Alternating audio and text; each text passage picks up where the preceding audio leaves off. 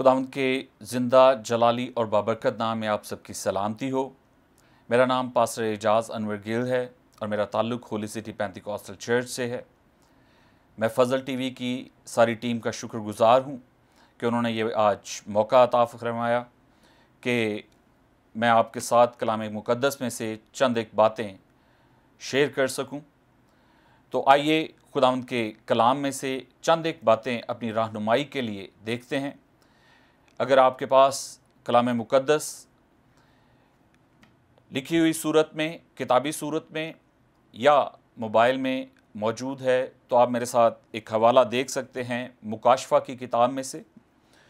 मुकाशफ़ा की किताब उसका 3 बाब और उसकी 22वीं आयत से 20वीं आयत से आगाज़ करते हैं। बल्कि 20वीं आयत पे लिखा है, देख मैं दरवाज़ा पर खड़ा हुआ खटखटाता हूँ, अगर कोई मेरी आवाज़ सुनकर दरवाज़ा खोलेगा तो मैं उसके पास अंदर जाकर उसके साथ खाना खाऊंगा और वो मेरे साथ। जो गालिब आए मैं उसे अपने साथ अपने तख्त पर बिठाऊंगा, जिस तरह मैं गालिब आकर अपने बाप के साथ उसके तख्त पर बैठ गया।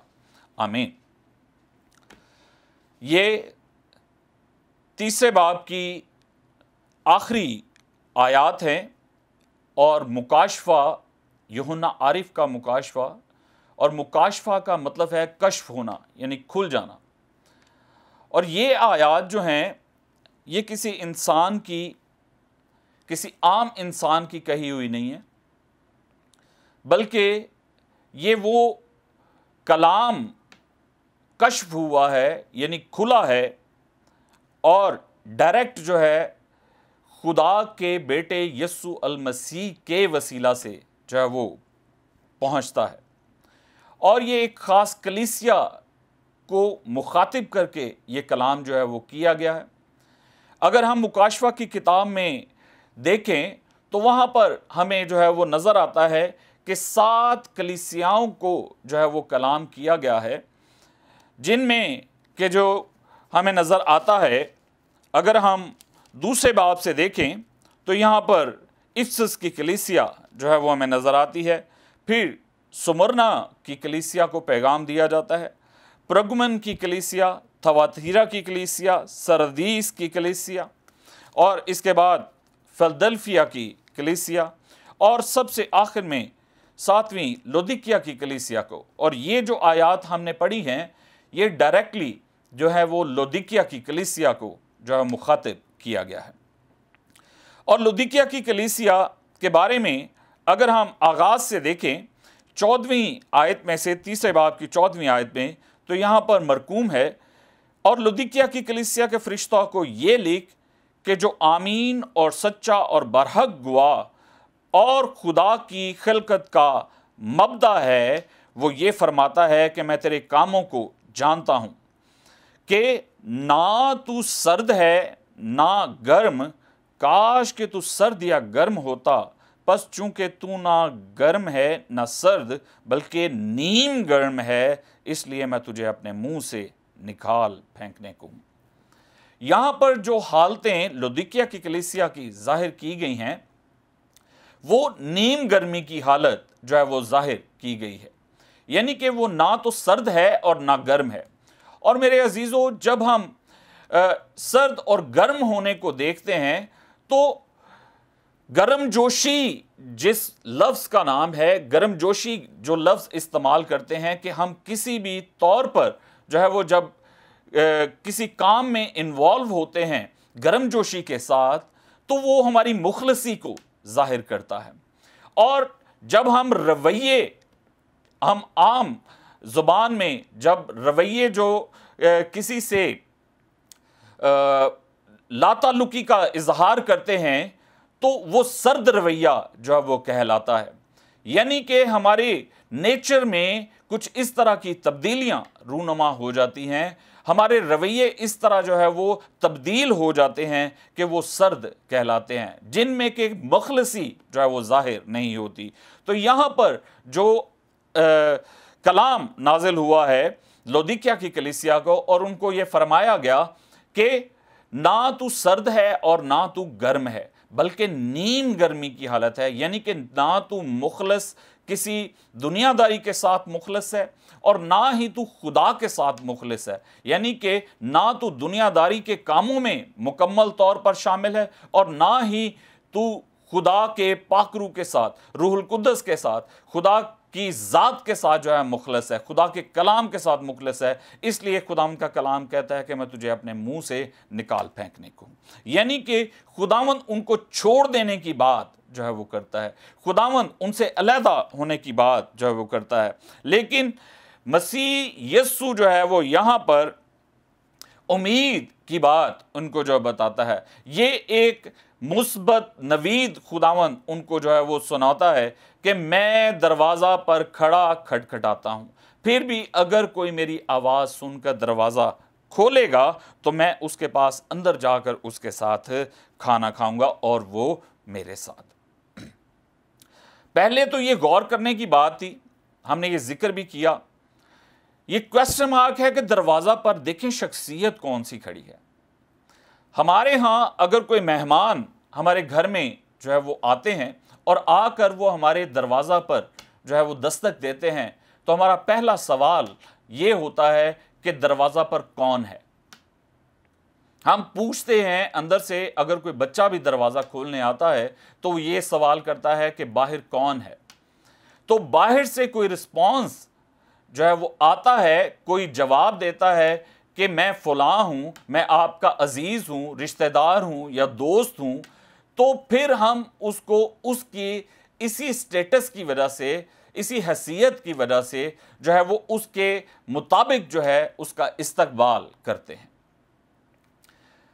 अगर कोई हमारा बहुत अजीज जो है वो बाहर दरवाज़ा पर खड़ा हो तो हम जो है वो बड़ी गर्मजोशी के साथ भाग कर जाते हैं और जाकर दरवाज़ा खोलते हैं और उसका इस्तकबाल करते हैं, उसको अंदर लेकर आते हैं, उसके लिए मशरूबात जो है बनाए जाते हैं और उसके लिए जो है वो पुरतकल्लुफ़ एहतमाम खानों का और दीगर जो है वो एहतमाम हम जो है वो करते हैं। लेकिन अगर कोई कर्ज लेने वाला आपके दरवाज़ा पर आ जाए तो यकीनन हम उसका इस्तकबाल उस तरीके से नहीं करेंगे जिस तरीके से कि हम अपने अजीज़ों का करते हैं। तो इसी तरह जो शख्सियत यहाँ पर खड़ी है वो शख्सियत ऐसी शख्सियत है जिसका ताल्लुक इस दुनिया के हुक्मरानों से, दुनिया के रुतबों से, दुनिया की तालीम से मावरा है। वो इन सब से बुलंद है।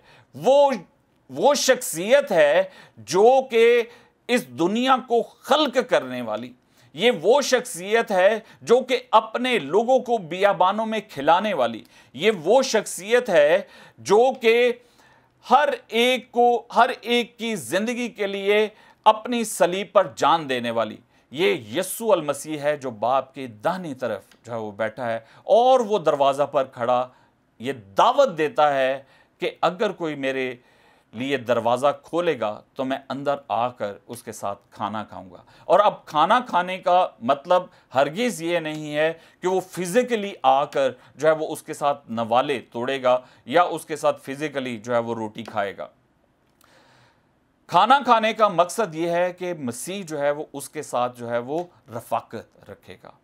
जिस तरह ज़बूर नवीस फरमाता है कि मैं तेरे साथ इस्तफ़सार किया करूं, वो खुदा के साथ रफ़ाकत रखना चाहता है, खुदा के साथ जो है वो बैठकर उसके साथ बातें जो है वो करना चाहता है। इसी तनाज़र में इस बुलावे को मद्देनज़र रखते हुए जो है हम चंद एक बातें जो है वो देखते हैं इस नवीद के ताल्लुक से, इस खुशखबरी के ताल्लुक से जो मसीह दरवाज़ा पर खड़ा खटखटाता हुआ हमें जो है वो सुनाता है। उसमें सबसे पहली बात जो काबिल गौर है वो है कि मसीह मोहब्बत रखता है। मसीह अपने लोगों से मोहब्बत रखता है, इसी वजह से जो है वो दावत देता है। मेरे साथ आप देख सकते हैं इफिसियों का ख़त, उसका 5वां बाब और उसकी दूसरी आयत। पहली आयत से हम जो है वो तलावत करते हैं। इफिसियों 5वां बाब पहली आयत से, बस अजीज़ फ़र्जंदों की तरह खुदा की मानिद बनो और मोहब्बत से चलो जैसे मसीह ने तुमसे मोहब्बत की और हमारे वास्ते अपने आप को खुशबू की मानद खुदा की नज़र करके कुर्बान किया। मसीह की मोहब्बत है जिसके वसीला से उसने जान भी कुर्बान कर दी।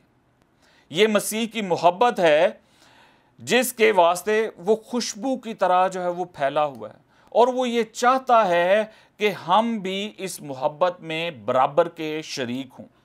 उसकी इस मोहब्बत में जो है हम उसके साथ जो है वो शामिल हों। तो मसीह की ये मोहब्बत हम पर जाहिर होती है।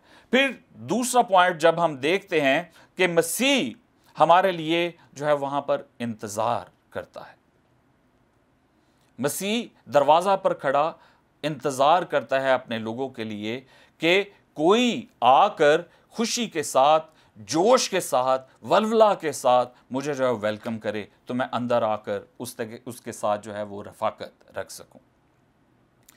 दूसरा तस्लींकियों 3 बाब हमें जो है वो एक रेफरेंस मिलता है। दूसरा तस्लींकियों उसका 3 बाब और 5वीं आयत लिखा है, खुदावंद तुम्हारे दिलों को खुदा की मोहब्बत और मसीह के सब्र की तरफ हदायत करे।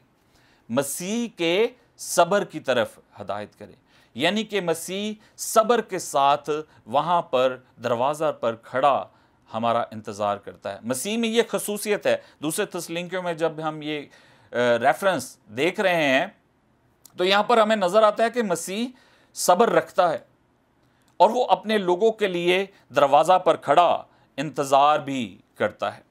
फिर तीसरा पॉइंट जो है वो हमें नज़र आता है वो है कि मसीह एक बुलाहट रखता है।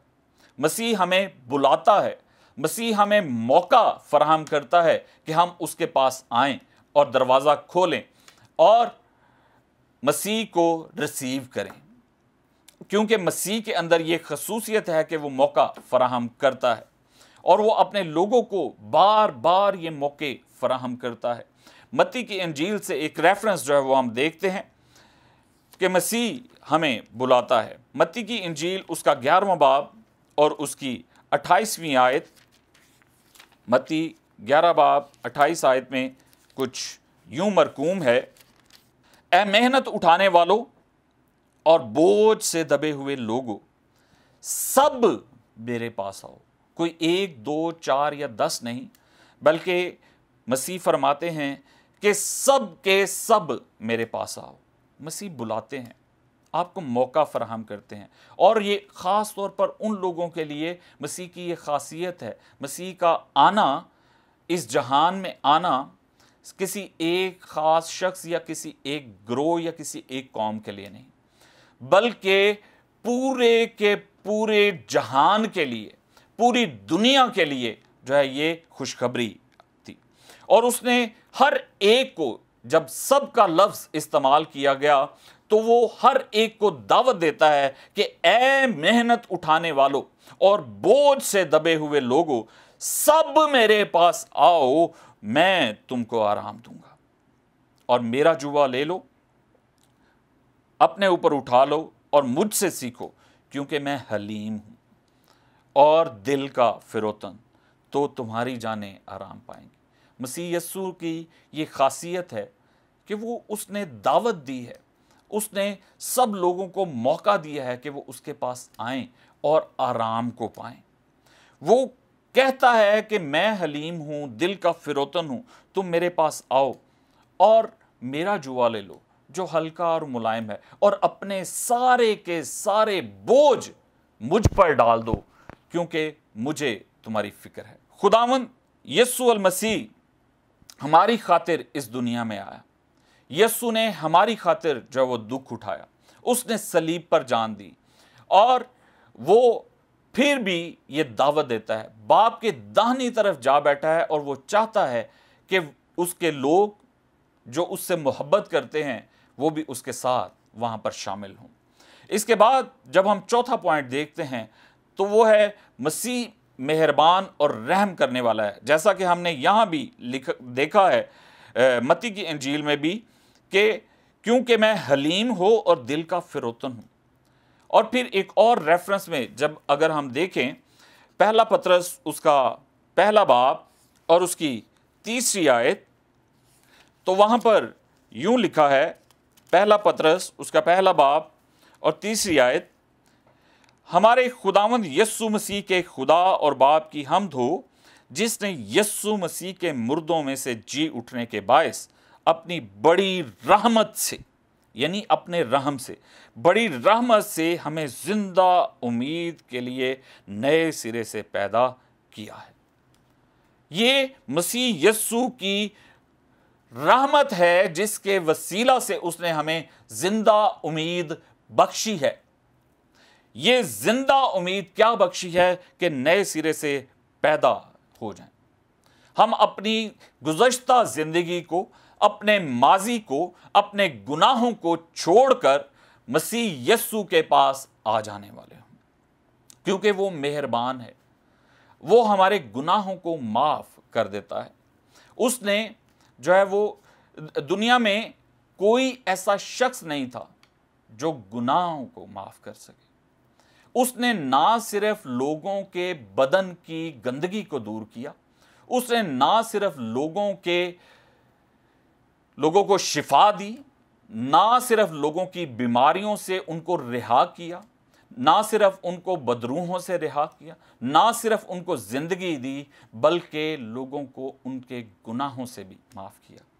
हम जानते हैं, हम खुदावंद के कलाम में से देखते हैं कि एक औरत जब गुनाह के वक्त, ऐन गुनाह के वक्त पकड़ी गई, तो मसीह यस्सु ने उसके गुनाह को माफ कर दिया। मसीह यस्सु ने उसको कहा कि जा बेटी, तेरे गुनाह माफ हुए। मसीह यस्सु को गुनाह माफ करने का ये वाहिद हस्ती है जिसको गुनाह माफ करने का इख्तियार है। हम थोड़ा सा जल्दी इसको देखते हैं। आगे 5वां पॉइंट लिखा है, मसीह राग़िब करता है, मसीह कायल करता है, हमारी तरबियत करता है, हमें जो है कन्विंस करने की कोशिश करता है कि मेरे पास आओ, मैं तुम्हें आराम दे सकता हूं, जिंदगी का आराम। जिस तरह के मसीह यस्सु ने सामरी औरत को भी कहा कि अगर तू जानती कि किससे मांगती है, जिससे बात करती है, और उससे जो है तू तवक्को करती, उससे जो है दरखास्त करती, तो तेरी जिंदगी में जिंदगी के चश्मों को जारी कर देता, वो तेरे अंदर जिंदगी के चश्मों को जारी कर देता, और फिर तू कभी भी प्यासी ना रहती। मसीह जिंदगी की रोटी है, वो पानी है, वो ऐसा पानी है जो कि बेमोल मिलता और फिर कभी कोई प्यासा नहीं रहता। यही मसीह कहते हैं कि मेरी तरफ राग़िब हो और मेरी तरफ आओ, आकर मेरे लिए दरवाज़ा खोलो। दूसरा कुरिन्थियों उसका 5वां बाब 11 आयत में जब हम देखते हैं एक हवाला, तो हमें वाज़े तौर पर नज़र आता है वहाँ पर कि मसीह किस तौर पर जो है वो अपनी तरफ राग़िब करता है।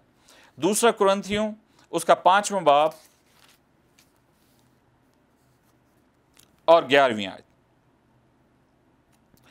लिखा है, बस हम खुदावंद के खौफ को जानकर आदमियों को समझाते हैं और खुदा पर हमारा हाल जाहिर है, और मुझे उम्मीद है कि तुम्हारे दिलों पर भी जाहिर हुआ होगा।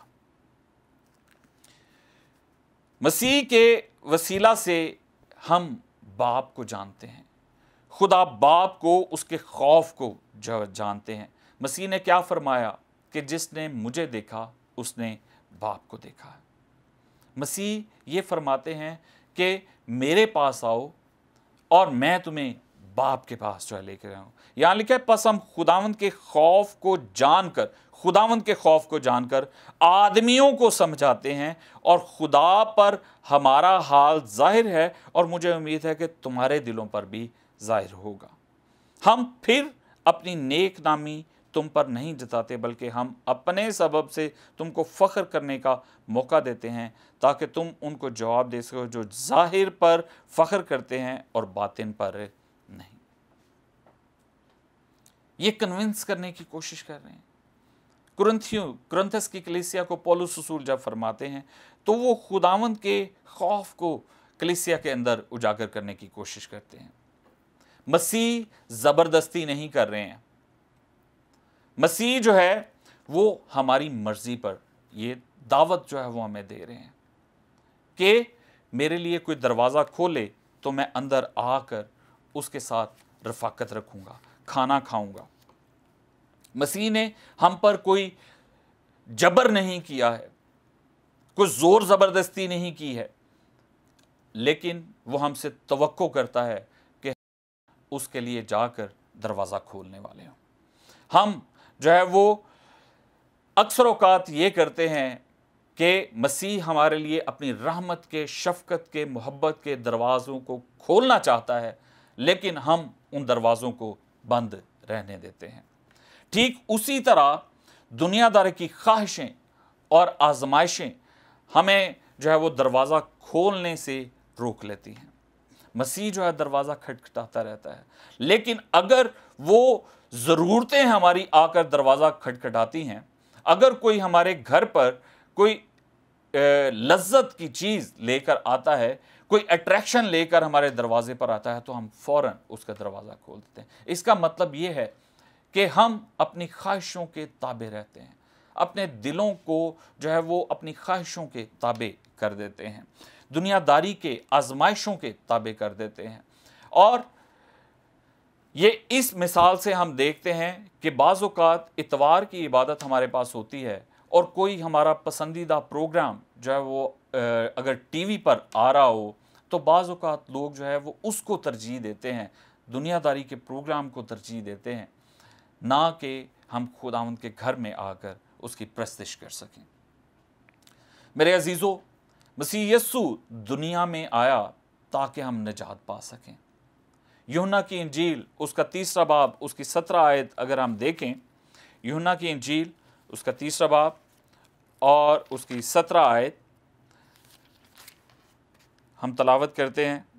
यहाँ पर लिखा है, क्योंकि खुदा ने बेटे को दुनिया में इसलिए नहीं भेजा कि दुनिया पर सज़ा का हुक्म करे, बल्कि इसलिए कि दुनिया उसके वसीला से निजात पाए। मसीह यस्सु ने इस दुनिया में आकर अब दुख उठाए, अपनी जान दी, इसलिए कि लोग निजात पाएं, लोग तसल्ली पाएं, लोग आराम पाएं। वो हमारे लिए भी यही जो है वो करता है, यही कलाम हमारे लिए है। और उसने इस ज़मीन पर रहते हुए, इस ज़मीन पर आकर हमारे लिए आसमान तक का रास्ता जो है वो तैयार करा, हमारी रसाई जो है वो आसमानी मुकामों तक करवाई है। लोग बाप तक, आसमान तक रसाई कर सकें, लोग जो है वो इस रास्ता पर चलकर जो है वो यस्सु मसीह के ज़रिया से जो है वो आसमान तक जो है वो पहुंच सकें। यूहन्ना की इंजील 14वां बाब उसकी 6 आयत हम देख सकते हैं कि मसीह यस्सु ने हमें ये खुशखबरी जो है वो सुनाई है, एक नई उम्मीद, नई जो है वो नवीद और नया मुकाशफा हमें अता किया है, नई खुशखबरी हमें सुनाई है। मसीह यकीनन हमारे कामों को जानता है। मसीह यकीनन जो है फिलदिल्फिया की कलीसिया के लोगों को जानता था, और उसने जब वहाँ पर उनको दावत दी है तो उसके साथ वो कहता है कि जो गालिब आए मैं उसे अपने साथ अपने तख्त पर बिठाऊंगा। जो गालिब आए। और इसी तरह जो है वो हमें खुदावंद के कलाम में से मिलता है कि जो आखिर तक कायम रहेगा वो निजात पाएगा। मसीह चाहता है कि हम उसके साथ रफ़ाकत रखें। मेरे अजीज़ों, मसीह चाहता है कि हम उसके साथ बैठकर खाना खाएं। और मसीह यस्सु ने क्या फरमाया कि मेरा खाना ये है कि मैं अपने भेजने वाले की मर्ज़ी को पूरा करूं। और उसके भेजने वाले की मर्ज़ी क्या थी? कुलुसियों का ख़त 4 बाब अगर हम देखें, कुलुसियों 4 बाब और उसकी 3 आयत लिखा है, और साथ साथ हमारे लिए भी दुआ करो कि खुदा हम पर कलाम का दरवाज़ा खोले, ताकि मैं मसीह के उस भेद को जानकर जिसके सबब से कैद भी हूँ, और उसे ऐसा जाहिर करूँ जैसा मुझे करना लाजिम है। ये खाना मसीह का कलाम भी है, और खुदावंद का कलाम फरमाता है, मत्ती की इंजील में लिखा है कि मुबारक हैं वो जो रास्तबाजी के भूखे और प्यासे हैं, क्योंकि वो आसूदा होंगे। मेरे अजीज़ों, हम रास्तबाजी के भूखे, कलाम के भूखे और प्यासे होने वाले हों।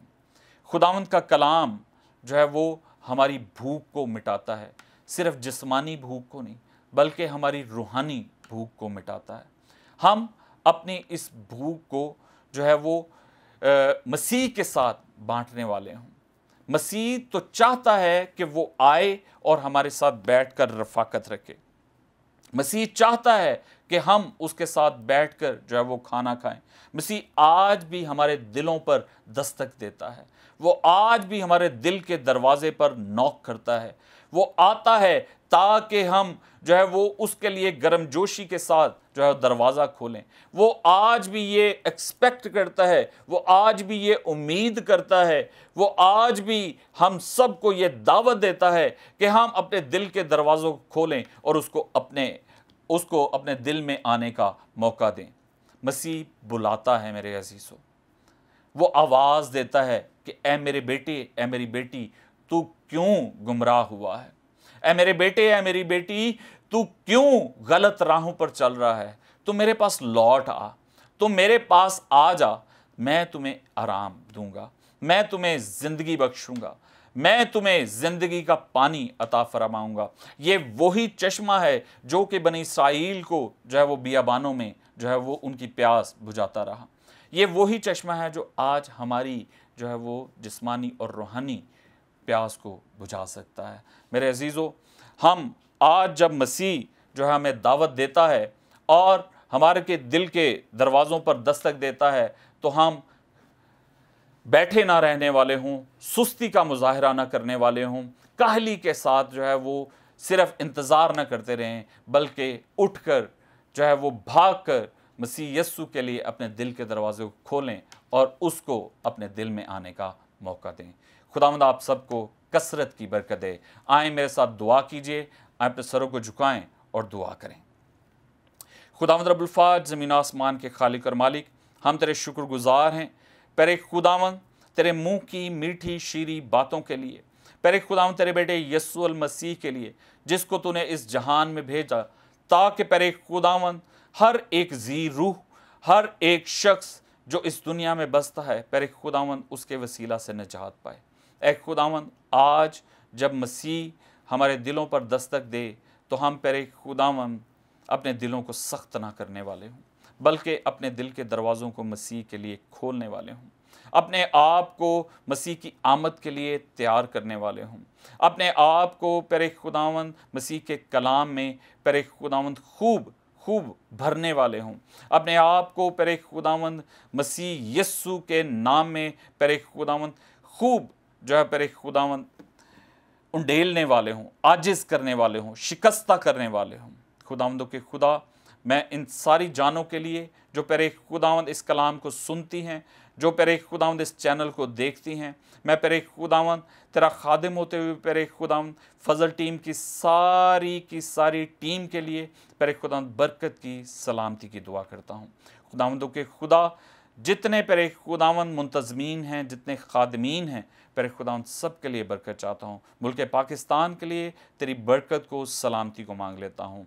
पेरे खुदावंद हम सब के साथ हो, अपने नाम में, जलाल में, फ़हम में, हिकमत और दानाई में बढ़ते रहने का गहरा फजल अता फरमा। यस्सु मसीह नासी के नाम में, आमीन।